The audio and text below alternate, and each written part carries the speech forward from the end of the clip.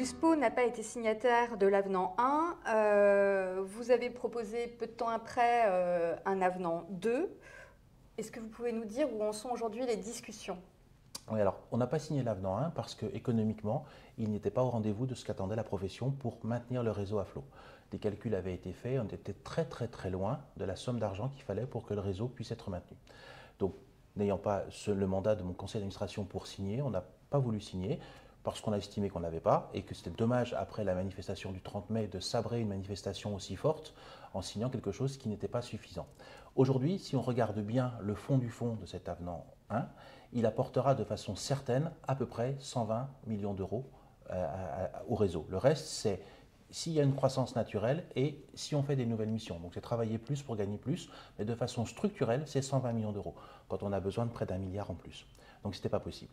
Donc oui, il faut vite qu'on ouvre un avenant 2, de façon à redonner du pouvoir économique à toutes les officines. Et toutes les officines, moi je ne suis pas là pour sauver certaines officines et dire que d'autres peuvent mourir. Je veux sauver toutes les officines du réseau.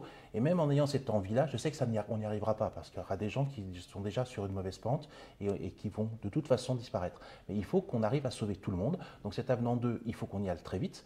On avait proposé depuis le début, l'assurance maladie ne nous a jamais répondu. À Pharmagora, on nous a dit que ce n'était pas à elle qu'il fallait écrire, que c'était au ministre, ce qui a été fait le lundi qui a suivi Pharmagora.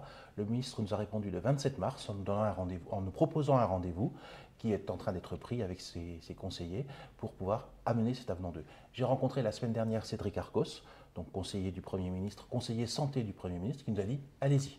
Donc on a toute l'attitude maintenant pour commencer de discuter. Ça ne veut pas dire qu'on va y arriver, mais le seul combat qu'on a perdu, c'est celui qu'on ne mène pas.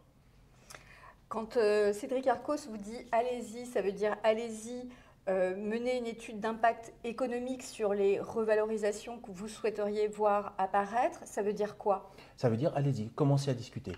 Parce qu'on a, de par cet avenant 2, une notion d'urgence. Le réseau souffre, et vous voyez tous les chiffres des experts comptables le disent, les chiffres de l'ordre le corroborent aussi. Donc il faut absolument qu'on aille vite maintenant dans cette revalorisation. Ce n'est pas une revalorisation dans 20 ans, c'est une revalorisation immédiate.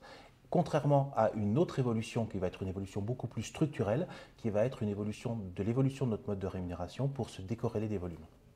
Alors précisément, quelle revalorisation considérez-vous aujourd'hui comme indispensable? Vous parlez de décorrélation des volumes. Qu'est-ce qu'il faudrait faire justement pour se décorréler des volumes? Alors aujourd'hui, on va revenir un tout petit peu en arrière. En 2017, quand on a signé l'avenant 11, on s'est décorrélé des prix. C'est-à-dire qu'on avait une rémunération uniquement sur une marge commerciale. On a changé ce mode de rémunération. Aujourd'hui, près de 75 à 78% de notre rémunération sont d'une rémunération à l'honoraire. La marge commerciale est beaucoup plus faible.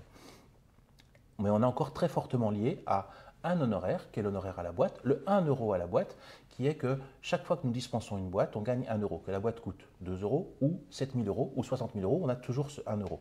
Et ça, c'est directement lié au volume. Donc il faut qu'on baisse le poids de cet honoraire qui aujourd'hui représente une énorme partie de notre rémunération. Ça représente presque à 45-48% de notre rémunération. On a deux façons de faire ça. Ou on augmente le poids des autres, on augmente le volume des autres honoraires, ce qui va faire mécaniquement baisser le poids de celui-là, mais ça ne suffira pas. Il faut aussi qu'on le fasse baisser, cet honoraire-là. Le problème, c'est que quand on baisse l'honoraire, quand on l'ampute d'une certaine somme d'argent, on va remettre cette somme ailleurs. Mais pour qu'il y ait une croissance du réseau, enfin pour pas qu'il y ait de pertes dans le réseau, si on enlève 1 milliard sur cet honoraire, il faut déposer 1,2 milliard, 1,3 milliard. Et donc il faut qu'on ait une véritable volonté politique de l'assurance maladie et du ministère pour dire on investit sur le réseau des pharmaciens 200 à 300 millions, pas pour qu'ils gagnent plus, pour juste qu'ils changent leur mode de rémunération. Et quand on l'avait proposé, Thomas Fatto nous avait répondu non au départ. Et aujourd'hui, ils sont prêts éventuellement à rediscuter. Quand on a fait l'avenant 2, on était tous les deux d'accord avec la FSPF que s'il ne fallait pas le faire, on n'était pas prêt, c'était trop compliqué. Mais au moment de la négociation conventionnelle, donc l'étape d'avant, c'est là où ils nous avaient répondu non. Et là, je pense que c'est un manque de vision, parce qu'aujourd'hui, on parle de déprescription. Vous avez fait un gros article sur la déprescription et sur l'allègement de la plume des médecins. Et la nécessité écologique et économique de déprescrire. Tout ça. Et aujourd'hui, on est directement lié au volume. Donc il faut qu'on se désolidarise de ça. Donc c'est quelque chose qui va demander beaucoup plus d'études.